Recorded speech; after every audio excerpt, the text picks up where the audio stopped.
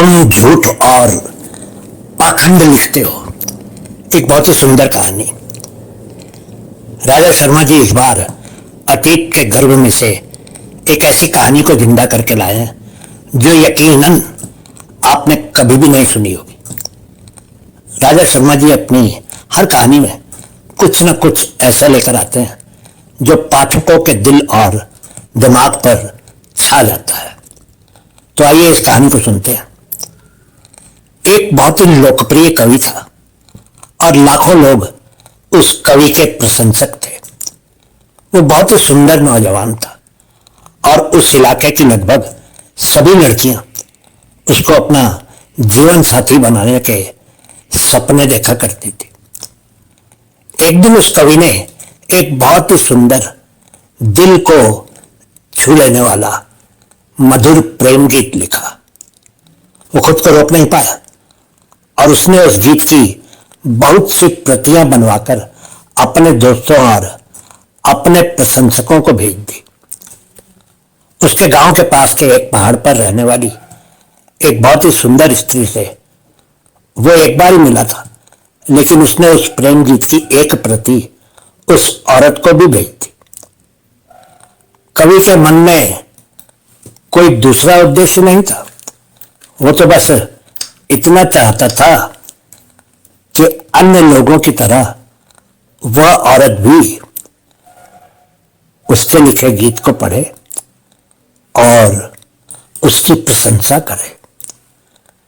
2 दिनों के बाद एक आदमी उस कवि के घर पर आया। वो पहाड़ पर रहने वाली उस औरत की एक चिट्ठी कवि के लिए लाया था। कवि ने उस पत्र को पढ़ा। उस औरत ने अपने पत्र में लिखा था, कवि महोदय, आपने जो प्रेम गीत मुझे भेजा है उसको पढ़कर तो मैं दीवानी ही हो गई हूं, मैं विभोर हो गई हूं। अब आप जल्दी से आ जाइए और मेरे माता पिता से बात कर लीजिए ताकि सगाई की तैयारियां शुरू हो सके। कवि हैरान तो हुआ, लेकिन उसने बहुत ही नियंत्रण से एक पत्र में उस औरत को लिखा, मेरी दोस्त, मैंने वो गीत सिर्फ तुमको ही नहीं बहुत से अन्य लोगों को भी भेजा था। ये गीत एक कवि के दिल से निकला गीत है। मेरे इस गीत को कोई भी पुरुष किसी भी स्त्री के लिए गा सकता है। वो गीत विशेष रूप से आपके लिए नहीं लिखा गया था। औरत के द्वारा भेजा गया आदमी कवि की दूसरी चिट्ठी लेकर वापस चला गया।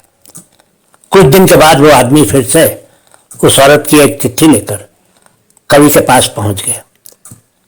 उस औरत ने उस चिट्ठी में लिखा था, तुम झूठे और पाखंडी हो, तुम सिर्फ झूठ और पाखंड ही लिखते हो। मैं तुम्हारी कसम खाकर कहती हूं कि आज के बाद अपनी मृत्यु तक मैं किसी भी कवि पर यकीन नहीं करूंगी। हाथ में चिट्ठी थामे वो कवि हैरान नजरों से उस आदमी को देखने लगा जो चिट्ठी लेकर आया था। लेकिन इस बार उस कवि ने उस औरत की चिट्ठी का कोई जवाब नहीं दिया। बहुत बहुत शुक्रिया।